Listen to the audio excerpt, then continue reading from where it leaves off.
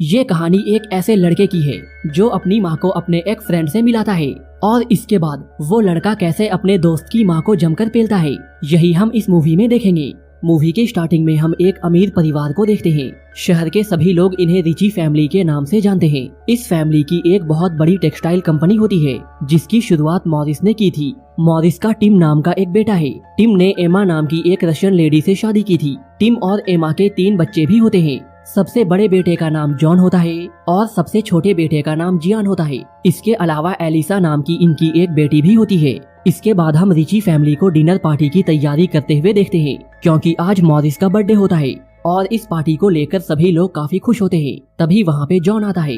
वो आज horse racing में अपने दोस्त से ही हार गया था और इसलिए उसका मूड ठीक नहीं होता है। इसके बाद जॉन अपनी माँ एमा से कहता है, मैंने आज पार्टी में अपनी गर्लफ्रेंड एवा को भी बुलाया है और मैं जल्द ही उसके साथ शादी भी करने वाला हूँ। फिर डिनर करते टाइम एमा सभी को एक स्पेशल सूप सर्व करती है। ये सूप उसने खासकर जॉन के लिए बनाया था। इससे हमें मालूम चलता है एमा को कुकिंग करने का बहुत शौक है। इसके बाद जॉन के ग्रैंडफादर मॉरिस सभी के सामने अपने रिटायरमेंट की अनाउंसमेंट करते हैं। वो अपने बिजनेस को अपने बेटे टिम और अपने ग्रैंडसन जॉन के नाम पे कर देते हैं। सभी लोग इस बात से काफी हैरान होते हैं कि मॉरिस ने अपने आधे बिजनेस को जॉन के नाम पे क्यों कर दिया। यहाँ पे एलिसा मॉरिस को अपनी बनाई हुई एक पेंटिंग दिखाती है, लेकिन मॉरिस उसके पेंटिंग पे ज्यादा ध्यान नहीं देता।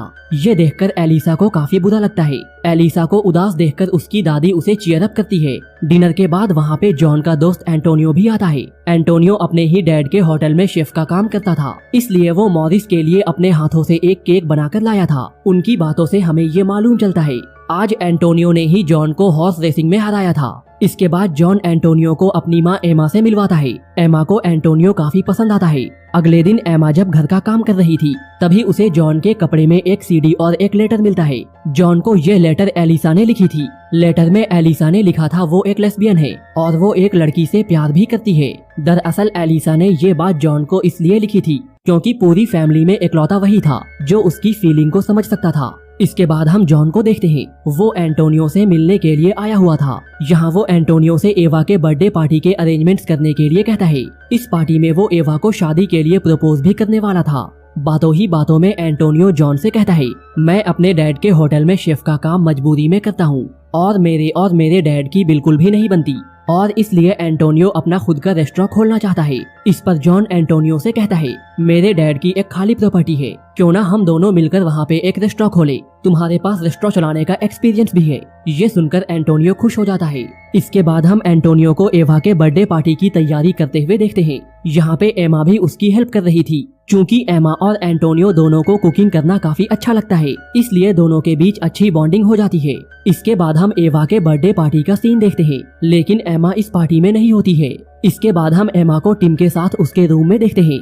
बातों ही बातों में टिम एमा से कहता है, मैं अपने इस फैमिली बिजनेस को बेचना चाहता हूँ, लेकिन डैड ने आधा बिजनेस जॉन के नाम पे करके ठीक नहीं किया क्योंकि वो अच्छे से जानता था जॉन इस बिजनेस को बेचने नहीं देगा। नेक्स्ट डे एमा एवा और एल्ग्रा के साथ एंटोनियो के रेस्टोरेंट में जाती है। यहाँ पे एंटोनियो एमा के लिए एक स्पेशल डिश बनाता है। उसे खाने के बाद एमा एंटोनियो से और भी इम्प्रेस हो जाती है। यहाँ पे वो उसकी कुकिंग स्किल की तारीफ भी करती है। ये देखकर हम समझ जाते हैं एमा अब एंटोनियो की ओर अट्रैक्ट हो रही थी।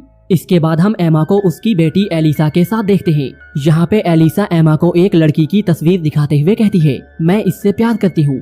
ये देखकर एमा एलिसा से कहती है, तुम्हें वही करना चाहिए जो तुम्हें अच्छा लगे ताकि तुम्हें बाद में कोई रिग्रेट ना रहे। इसके बाद हम एमा को कहीं जाते हुए देखते हैं, लेकिन रास्ते में वो एंटोनियो को देखती है।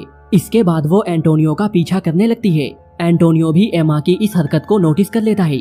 फिर यहाँ पे दोनों एक दूसरे से मिलकर ऐसा प्रेटेंड करते हैं जैसे दोनों इत्तेफाक से मिले हों। बातों ही बातों में एंटोनियो एमा से अपने और जॉन के रेस्टोरेंट वाले बिजनेस के बारे में बोलता है और इसके बाद वो एमा को लेकर अपने घर पे आ जाता है। घर आने के बाद दोनों अपने आप को रोक नहीं पाते और एक दूसरे के साथ जमकर घपाघप करते हैं और इसके बाद से ही दोनों के बीच अफेयर शुरू हो जाता है। फिर एक दिन हार्ट अटैक से अचानक मॉरिस की मौत हो जाती है।